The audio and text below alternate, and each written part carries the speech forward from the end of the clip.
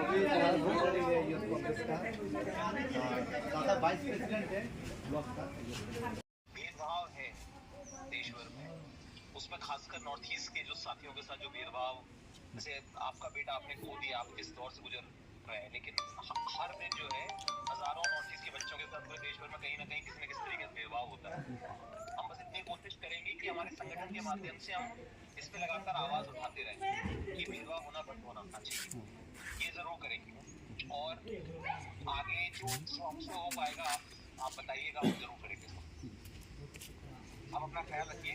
আমাদের সঙ্গে মেঘালয়ের যে প্রেসিডেন্ট আছেন টিমজিম, উনি এসছেন এবং ওনার সাথে ভাইস প্রেসিডেন্ট আছে এবং আরও যারা বহিরাজ্যের থেকে 7 সিস্টার্স থেকে সব প্রতিনিধিরা আসছেন, আজকে দুপুরে এসে পৌঁছাবেন।